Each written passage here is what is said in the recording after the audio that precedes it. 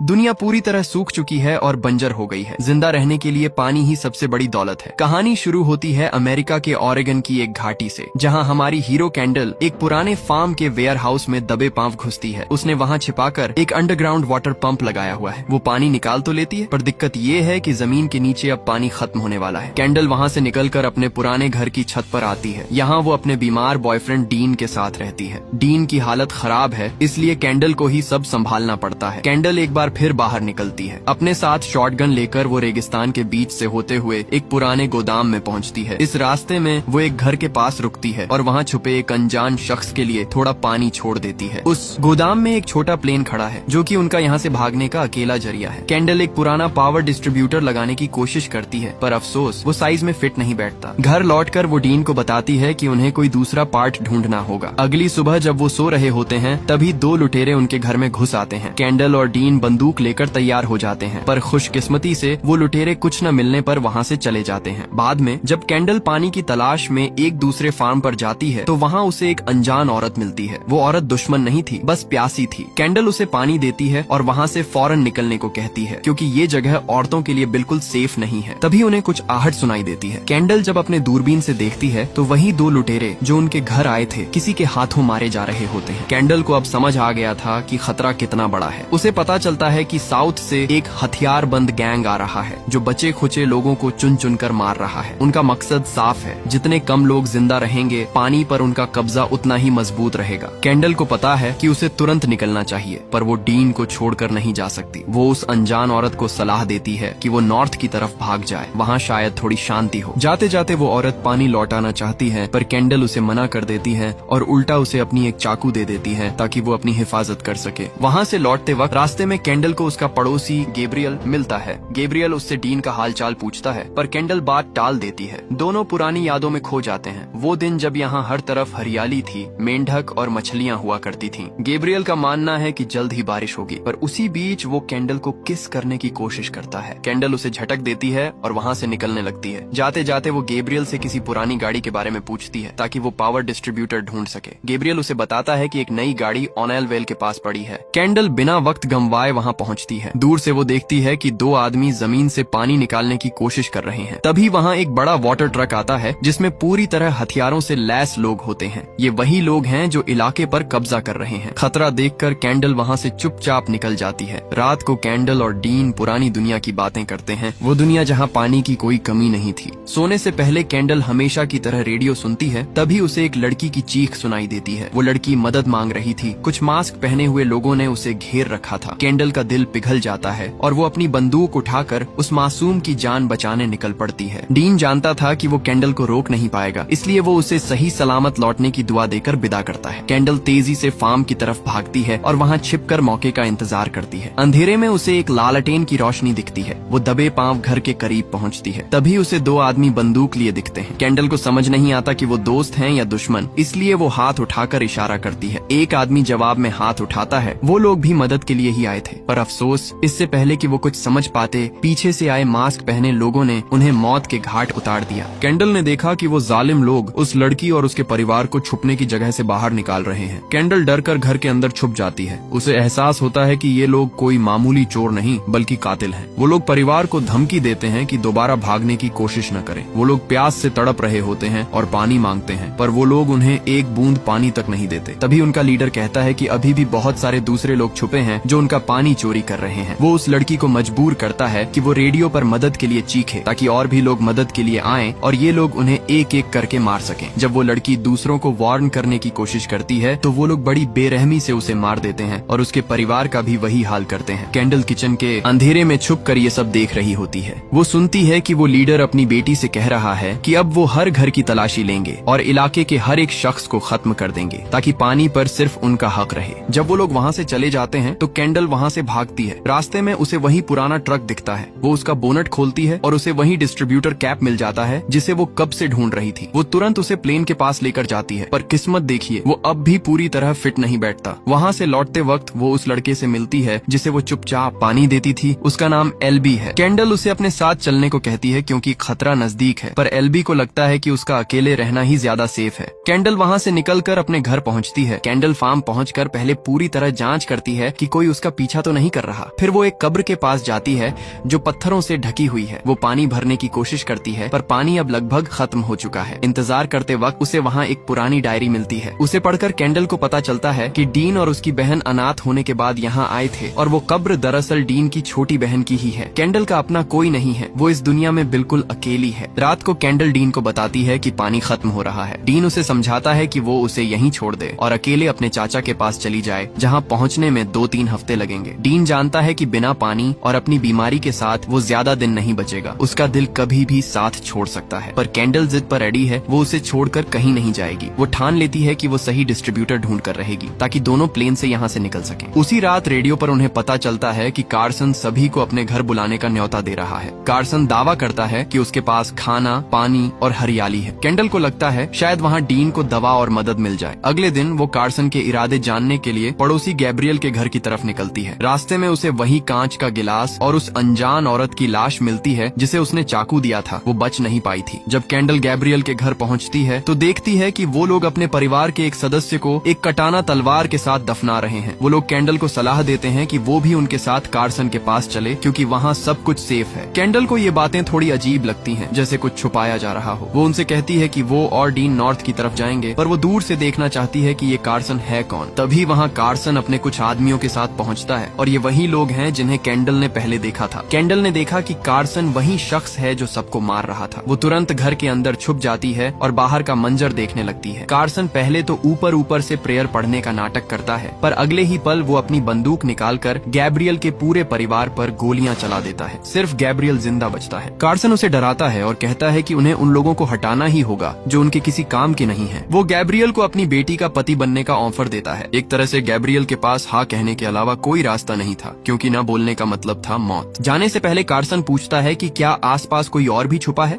Gabriel डर के मारे बता देता है कि कोई और भी है। कार्सन अपना वक्त घर की तलाशी में बर्बाद नहीं करना चाहता था, इसलिए वो अपने आदमियों को जहरीला धुआं घर के अंदर छोड़ने का ऑर्डर देता है ताकि जो भी अंदर हो वो बाहर निकल आए। कैंडल पिछले रास्ते से निकलने की कोशिश करती है, पर तभी कार्सन और उसकी बेटी ब्रूक वहाँ आ जाते हैं। जैसे ही घर में गैस छोड़ी गई, कैंडल ने अपने मुंह और नाक को कपड़े से ढक लिया, पर गैब्रियल का एक रिश्तेदार दम घुटने की वजह से बाहर भागा और ब्रूक ने तुरंत उसे मार दिया। कार्सन ने फिर गैब्रियल से पूछा कि क्या अब कोई बचा है। इस बार गैब्रियल झूठ बोल देता है कि कोई नहीं बचा, जिसके बाद वो लोग वहाँ से चले जाते हैं। कैंडल पिछले रास्ते से तेजी से अपने घर की तरफ भागती है, पर रास्ते में उसका सामना कार्सन के एक मास्क पहने हुए आदमी से हो जाता है। कैंडल उस पर बंदूक तानती है, पर गलती से उसका निशाना चूक जाता है क्योंकि बंदूक सही से लोड नहीं थी। वो आदमी कैंडल पर हमला कर देता है। कैंडल उसे एक पत्थर मारती है, पर वो पलटकर कैंडल पर वार करता है, जिससे उसका सिर फट जाता है। वो आदमी उसे घसीटने लगता है। तभी कैंडल हिम्मत जुटाकर अपनी कमर से कुल्हाड़ी निकालती है और उस पर हमला कर देती है। वो तुरंत अपनी शॉटगन उठाकर उसे गोली मार देती है। जख्मी हालत में कैंडल एलबी के ठिकाने पर पहुंचती है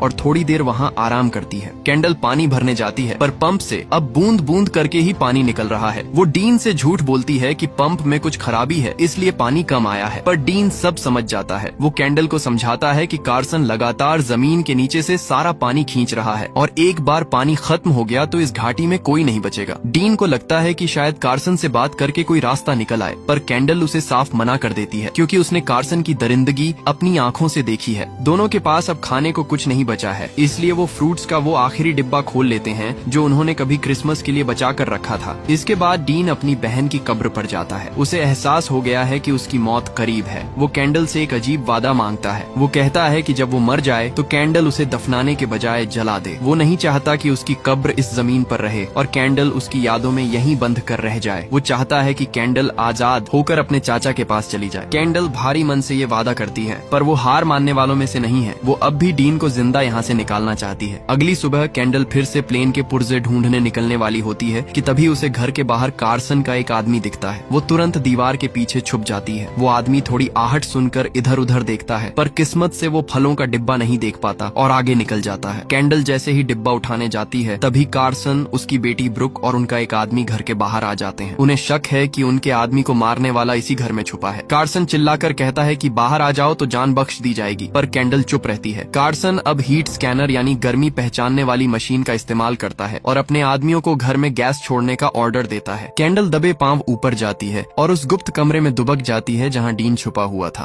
कार्सन के आदमी ऊपर तो आ जाते हैं पर घर में कोई नहीं मिलता। कार्सन गुस्से में सब जगह गैस छोड़ने का ऑर्डर देता है और वहाँ से निकलने को कहता है। खुशकिस्मती से कैंडल और डीन ने पहले से ही गैस मास्क तैयार रखे थे, जिस वजह से उनकी जान बच जाती है। जाते जाते ब्रुक की नजर उस कांच के गिलास पर पड़ती है जो कैंडल ने वहाँ छोड़ा था। उसे शक होता है और वो अटिक की तरफ देखती है, पर आखिर में वो बिना कुछ कहे वहाँ से चली जाती है। गैस के असर और पानी की कमी की वजह से डीन की हालत और भी बिगड़ जाती है। कैंडल जानती है कि अब वक्त बहुत कम है। वो दोबारा उस ओनायल वेल के पास जाती है जहाँ पुरानी गाड़ियों का ढेर था, पर वहाँ अब कार्सन के आदमियों का पहरा और भी सख्त हो गया है। उन्होंने उसे अपना बेस बना लिया है। कैंडल दबे पांव आगे बढ़ती है, पर रास्ते में उसे एक इंसानी कंकाल दिखता है, जिसे देखकर वो अचानक रुक जाती है। उसी पल एक पहरेदार जो जमीन पर लेटा हुआ था अचानक उठता है और पीछे से कैंडल के बाल पकड़कर उसे घसीटने लगता है। वो आदमी कैंडल को मारने ही वाला होता है कि कैंडल अपनी कुल्हाड़ी निकालती है और उस पर टूट पड़ती है। वो उसका भेजा उड़ा देती है और वहाँ से जान बचाकर भागती है। वहाँ से लौटते वक्त वो एलबी से मिलती है। एलबी सेफ था, पर वो कैंडल से कहता है कि वो बार बार यहाँ न आए, क्योंकि कार्सन के लोग उसका पीछा करते हुए यहाँ तक पहुँच सकते हैं। कैंडल उसे फिर से अपने साथ चलने को कहती है और वादा करती है कि वो सब साथ मिलकर यहाँ से भाग जाएंगे, पर एलबी दुख से कहता है कि उसके लिए वादों की कोई कीमत नहीं है। बेचारा बचपन से ही अपनों द्वारा छोड़ा गया था, इसलिए अब किसी पर भरोसा नहीं करता। अगले दिन कैंडल देखती है कि कुछ अजीब लोग उसके घर की तरफ बढ़ रहे हैं। उसे लगता है कि ये कार्सन के भेजे हुए गुंडे हैं, पर डीन को लगता है कि ये सिर्फ प्यासे लोग हैं जो पानी की तलाश में भटक रहे हैं। डीन की बात मानकर कैंडल उनकी बातें ध्यान से सुनती है। जब उसे यकीन हो जाता है कि उनके पास कोई हथियार नहीं है और वो सच में कार्सन से डर कर भाग रहे हैं, तो वो उनके सामने जाती है। वो लोग कैंडल को देखकर गिड़गिड़ाने लगते हैं, हमें मत मारो, हम प्यासे हैं और सिर्फ जिंदा रहना चाहते हैं। कैंडल का दिल पिघल जाता है और वो उन्हें नॉर्थ की तरफ जाने को कहती है और उन्हें पानी की बोतल देती है। वो लोग कैंडल का शुक्रिया अदा करते हैं और वहाँ से निकल जाते हैं। घर लौटकर कैंडल डीन को बताती है कि उनका अंडरग्राउंड पानी अब पूरी तरह सूख चुका है और उनके पास मुश्किल से 1 हफ्ते का वक्त बचा है। वो एक आखिरी बार उस ओनायल वेल वाले बेस पर जाने का फैसला करती है ताकि उस पुरानी गाड़ी से सही डिस्ट्रीब्यूटर कैप निकाल सके। डीन उसे एक प्लान बताता है। कैंडल एक गुलेल का इस्तेमाल करती है और आग लगे हुए गोले गार्ड की तरफ फेंकती है। पहला गोला तो बुझ जाता है, पर दूसरा गोला आग पकड़ लेता है। जब गार्ड्स आग बुझाने में बिजी हो जाते हैं, कैंडल मौके का फायदा उठाकर गाड़ी का बोनेट खोलती है और वो डिस्ट्रीब्यूटर कैप निकाल लेती है। जब वो सुरक्षित दूर पहुंचकर उसे चेक करती है तो वो साइज में एकदम परफेक्ट निकलता है। कैंडल की खुशी का ठिकाना नहीं रहता। अब वो डीन और एलबी प्लेन से यहाँ से निकल सकते हैं। कैंडल तुरंत पंप पर जाती है ताकि बचा खुचा पानी भर सके, पर तभी वही 3 लोग जिन्हें उसने पानी देकर बचाया था पीछे से हमला करके कैंडल को बेहोश कर देते हैं। जब उसकी आंख खुलती है तो वो रस्सी से बंधी हुई थी। वो लोग वहाँ से गए नहीं थे क्योंकि उन्हें लगा कि कैंडल के पास पानी का कोई खुफिया भंडार है और वो उसे मार कर वो जगह हड़पना चाहते थे। इससे पहले कि वो कैंडल को मारते, डीन वहाँ पहुँच जाता है और अपनी शॉटगन से 2 लोगों को ढेर कर देता है। तीसरा आदमी डीन पर हमला करता है, पर डीन हिम्मत दिखाकर उसे भी मार गिराता है। डीन लड़खड़ाते हुए कैंडल की तरफ बढ़ता है ताकि उसकी रस्सी खोल सके। कैंडल देखती है कि बंदूकों की आवाज सुनकर कार्सन के लोग उनकी तरफ आ रहे हैं। वो चिल्लाकर डीन को वार्न करने की कोशिश करती है, पर उसके मुंह पर कपड़ा बंधा हुआ था। जैसे ही डीन उसके मुंह से कपड़ा हटाता है, दुश्मन एकदम करीब पहुंच चुके होते हैं। डीन कैंडल को बचाने के लिए उसे खींचकर एक गाड़ी में छुपा देता है और उसे चुप रहने को कहा। वो खुद कार्सन के सामने गया और झूठ बोल दिया कि उसने और उन मुसाफिरों ने पानी के लिए एक दूसरे को मार डाला है और अब सिर्फ वही बचा है। कार्सन ने डीन की बात मान तो ली, पर उसने अपने आदमियों को पूरे इलाके की तलाशी लेने को कहा। कैंडल जो अंदर छुपी थी, डीन के दिए हुए चाकू से अपनी रस्सी काटने की कोशिश करने लगी। डीन ने कार्सन को बातों में उलझाए रखा ताकि कैंडल को भागने का मौका मिले, पर जब ब्रुक ने कहा कि घर खाली है तो वो लोग उस गोदाम की तरफ बढ़ने लगे जहाँ कैंडल छुपी थी। डीन ने अपनी आखिरी सांस तक लड़ने की कोशिश की, पर कार्सन और ब्रुक ने मिलकर डीन को मार डाला। कैंडल ने खुद को एक पुराने कपड़े से ढक लिया था, इसलिए वो लोग उसे देख नहीं पाए। ब्रुक ने तो बस एक शीशे में अपनी शक्ल देखी और वहाँ से चली गई। जब वो लोग दूसरे घरों की तलाशी लेने गए और सिर्फ एक पंडित और एक गार्ड को वहाँ छोड़ गए, तो कैंडल मौके का फायदा उठाकर रेगिस्तान की तरफ भागी। वो गैब्रियल के पुराने घर पहुंची जहाँ उसे थोड़ा पानी मिला। उसने वहाँ गैब्रियल के रिश्तेदार की कब्र खोदी और वहाँ से वो कटाना तलवार निकाल ली ताकि डीन की मौत का बदला ले सके। कैंडल वापस अपने घर आई और बड़ी तेजी से उस पंडित को मौत के घाट उतार दिया। फिर उसने अटिक से नीचे आ रहे दोनों गार्ड्स को शॉटगन से उड़ा दिया। पर जब उसने उनका मास्क हटाया तो वो दंग रह गई। उनमें से एक गैब्रियल था। इसके बाद उसने डीन की आखिरी ख्वाहिश पूरी की और उसके शरीर को आग के हवाले कर दिया। अगले दिन कैंडल एल्बी के ठिकाने पर पहुंची। डिस्ट्रीब्यूटर कैब प्लेन में एकदम फिट बैठ गया था, पर एल्बी वहाँ नहीं था। उसे पता चला कि कार्सन ने एल्बी को पकड़ लिया है। कैंडल एल्बी को बचाने के लिए कार्सन के बेस पर पहुंची। उसने देखा कि वहाँ एक तेल का कुआं है जिसके रास्ते वो अंदर जा सकती है। उसने अपनी बंदूक और तलवार फेंकी और खुद उस काले तेल में डूबकर दूसरी तरफ निकल गई। एक प्रोफेशनल किलर की तरह कैंडल ने एक एक करके कार्सन के सारे आदमियों को मार गिराया।